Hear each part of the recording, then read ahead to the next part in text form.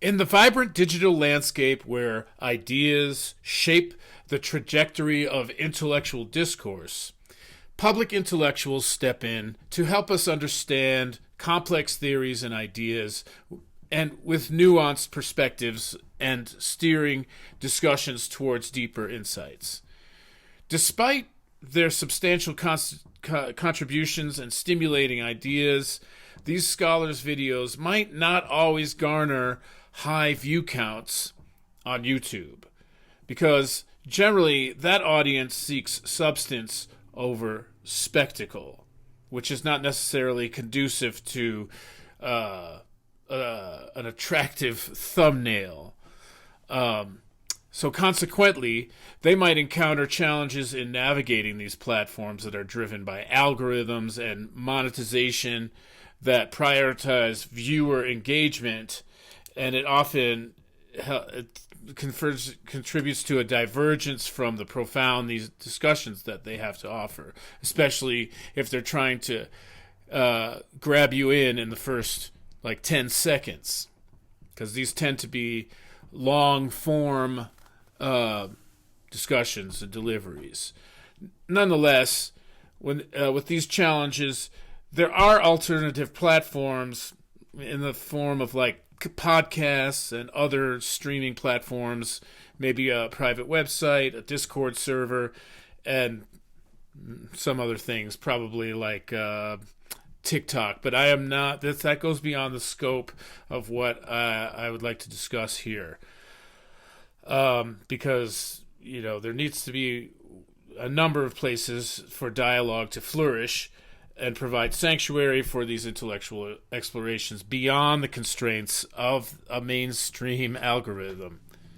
I personally seek out voices that enrich my understanding and broaden my perspective by immersing myself in the world of ideas with curiosity and an open mind. I always hope that I can be part of a demographic that can sort of uncover treasures beyond my own imagination and the hope is with some kind of elegance and grace.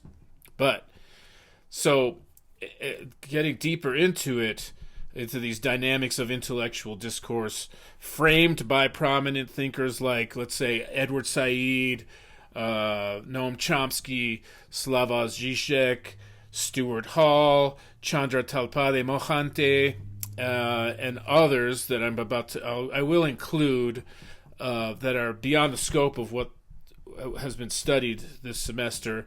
But by taking a look at how their presence on these types of platforms, I hope to maybe gain a little more understanding of the challenges and opportunities encountered by intellectuals on those platforms and in those spheres. So I'd like to go into a deeper exploration into these dynamic discourses by taking a look at them.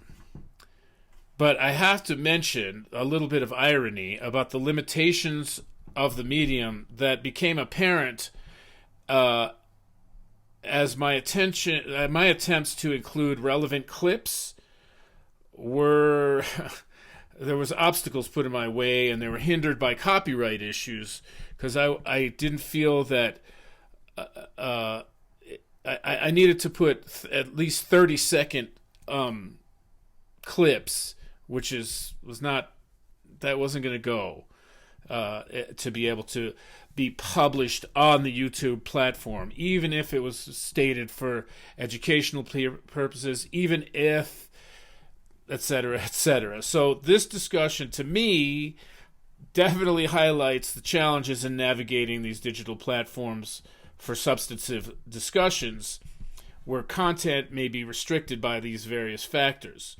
So to me, it points to the broader issues concerning the accessibility and use of digital content for education that emphasize the need for nuanced approaches to copyright and content sharing. So while YouTube might offer valuable educational material for the viewer, restrictive policies definitely impede their effective utilization in educational settings. So this underscores the importance of advocating for policies that promote responsible content sharing while respecting the rights of the content creators and their intellectual properties. I completely understand that. But that said, I am only allowed to include screenshots of these videos referenced here, and I've tried to include some information to be able to have the visual aid to understand how many viewers, maybe subscribers on these. So let's begin by talking about Edward Said. Of course, he did groundbreaking analysis of cultural imperialism and Orientalism, challenging mainstream narratives, advocated for marginalized voices, and reshaping societal discourse. And even though he's like highly influential, his content is consistently on the lower end with a modest average of about 10,000 viewers for his videos from his career. And so this is a screenshot from a clip in which Edward Said and Salman Rushdie are having a discussion about the issues of personhood, particularly amongst the Palestinian people. And I'll move on to Slavoj Žižek, the wonderful Slovenian theorist, and his work on ideology and the cultural critique that resonates with audiences that seek to understand contemporary society. And his ideological analysis definitely reveals how this technological milieu can reinforce capitalist ideologies on the web, for sure, in my view, that could prioritize sensationalism over substantive content, as I mentioned before. So his critiques highlight the dangers of consumerism and the erosion of intellectual rigor, and hopefully that would prompt us to interrogate the ethical implications therein. So his content, it's interesting because it can attract anywhere from like 35,000 to 1.2 million views. And there's a screenshot here from YouTube where he's sort of invoking the work of Walter Benjamin in expressing the idea that capitalism is a religion and things that go along with that. So moving on to Noam Chomsky, of course, he has the propaganda model that sheds light on the selective filtering of information in media, and expanding on how algorithms, that he doesn't expand on that. I'm saying that algorithms shape viewers' perspectives and perpetuate dominant narratives of hegemony, etc. So through that lens, we can gain insight into the mechanisms that control the flow of information and underscore the importance of critical engagement in digital spaces. And he also provides a pretty critical lens for analyzing media and its role in shaping public opinion, often inspiring activism, as it did for me when I first heard about him and read him, for more diverse and independent journalism. And interesting, he's a linguist. That goes to show how these things can transcend the actual field that they are in. And so there is a whole lot of videos featuring his long-form analysis, and they attract anywhere from 5,000, and again, could be like 1.5 million views. And this screenshot is from a pretty tremendous video from the early 70s where Chomsky and Foucault are having a public discussion. And what's really interesting to me is that they're both, Chomsky speaking English, Foucault is speaking French, of course, and there's a mediator there, but neither of them are speaking each other's languages, but they completely understand each other without an interpreter. They don't have a prompt in their ear. There's no subtitle. They're just rocking it with they're understanding each other's language. So I could move on to Stuart Hall, where he focused on how culture, media, power intersect to shape social identities and ideologies. And so in his theories, like encoding and decoding, he kind of revolutionized the study of media and communication by emphasizing the active role that the audience has in interpreting and negotiating the meaning. And he also made significant contributions to understanding where the delineations of race and ethnicity and post-colonialism work, to advocate for cultural diversity and challenging dominant narratives. So, and in that encoding decoding model, I believe that he potentially could empower audiences to critically engage with media narratives. Interestingly, he has a presence on YouTube, but they're not as high as I would suspect, considering his influence. And so, like, maybe 35,000 views, sometimes 5,000. This screenshot here is from an academic lecture to a body of students and professors, I think, where he's arguing that the biological interpretation of racial difference should be reconsidered. And he brings up Frantz Fanon, and he even cracks a joke about Foucault in this clip. Anyway. And we're moving on to Chandra Talpade Mohante, and she, of course, is the feminist post-colonial critique. She offered post-colonial critique within the realm of feminism from developing world, whatever that's called, emphasizing that intersectionality and global solidarity is something that could reshape these narratives through feminist discourse and inform through grassroots movements in social justice. And through the collective contribution, people in these spheres can illuminate a path towards a more inclusive and ethical intellectual discourse. So even though her work is really influential and highly valued, her content doesn't seem to go beyond like 5,000 people on any of these videos. But here's a screenshot from a YouTube video where she's basically calling for decolonization of the academic world. And we get to Baudrillard, and I wanted to include that here because in his work as a sociologist and philosopher, he really doubled down on this idea of hyperreality and simulation and the influence of mass media.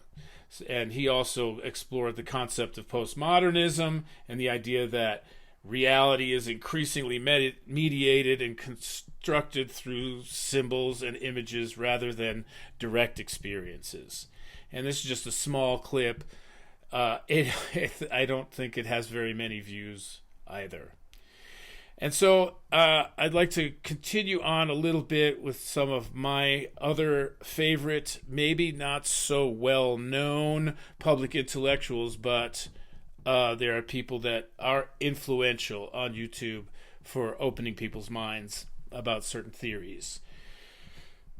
So there's FD Signifier, who has a YouTube channel, and it's by a man named Dan Olson.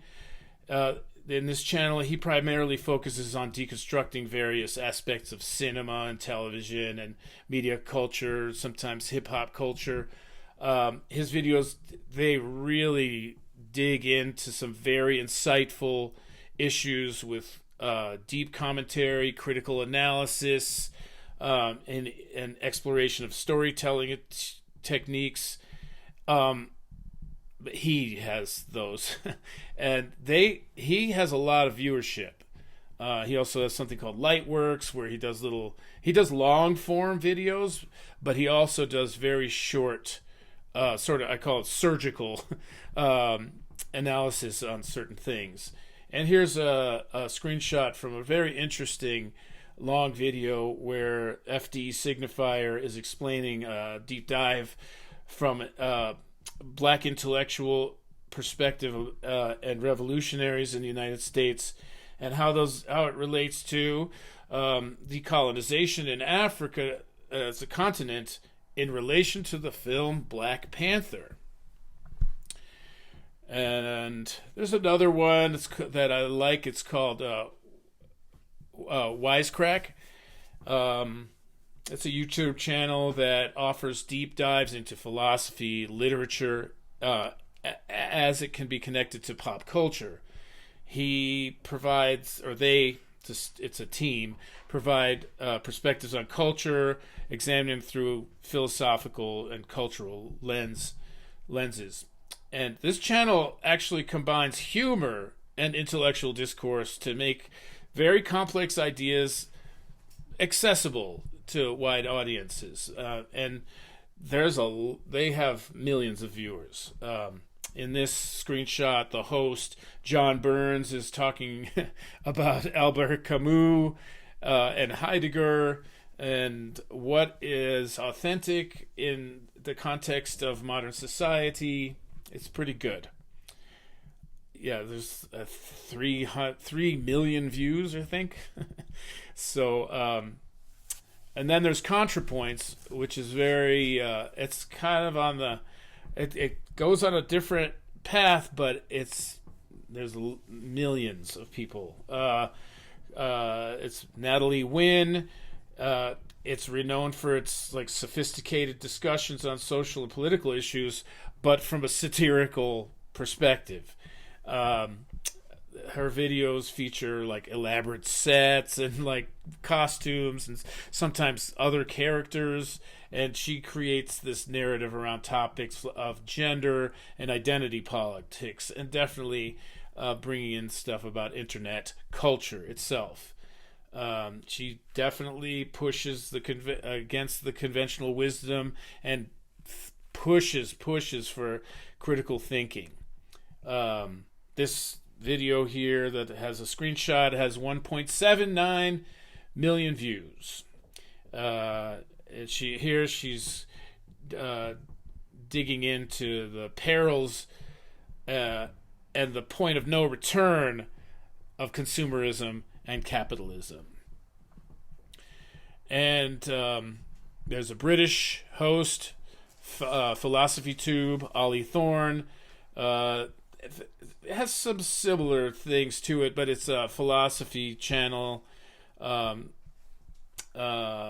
They cover a wide range of philosophical topics, ethics, political theory, and the history of philosophy as well. Her content aims generally to make philosophy engaging and relevant, and she uses humor and theatrical elements to captivate viewers. And she's got anywhere from 1 to 2 million views at any given video. It's called Philosophy Tube. Here's a still from a video where she's bringing up a sociologist named John Rawls with his ideal theory, and she's critiquing it as ineffective, and offers an alternative with the theories of a guy named Charles Mills towards getting a deeper understanding of the roots of ignorance and censorship. And finally, there's another one. It's a guy called John the Duncan. I believe he's Scottish. He's a culture critic, but he discusses mythology. He brings up art, symbolism, and philosophy, and he goes to lots of different subjects, sometimes ancient civilization, literature, art, technology. He offers a lot of insight into the human condition and the evolution of culture through history. And even though his viewership is on the lower side comparatively, as far as the monetization is concerned, he is out there extolling the virtues of the public intellectual as an important function toward an informed society. And that's essentially what this clip or this still depicts. So, in conclusion, a lot of these videos have garnered less than 1 million views, which, you know, 1 million seems like a lot, but in terms of like people who are, you know, engage with social media and these platforms like YouTube and TikTok, that's, you know, I guess that's not very much. I don't know. It seems like it'd be a lot to even have 1,000, but you know, a lot of them are less than 1 million views. But with the exception of Wisecrack, ContraPoints, Philosophy Tube, even Slavoj Žižek, and FD Signifier, it definitely, to me, illustrates that the public has a strong interest in this type of content. And I'd like to close just by saying that the fact that a nearly 50-year-old discussion between Chomsky and Foucault garners like anywhere from 1 million to 1.5 million views, to me it speaks volumes about the enduring relevance and appeal of intellectual discourse in cyberspace, or whatever you call it, the digital age. And that's about it. I thank you for lasting this long in this video, and thank you very much. And I will post at least the URLs for all of these clips. Okay.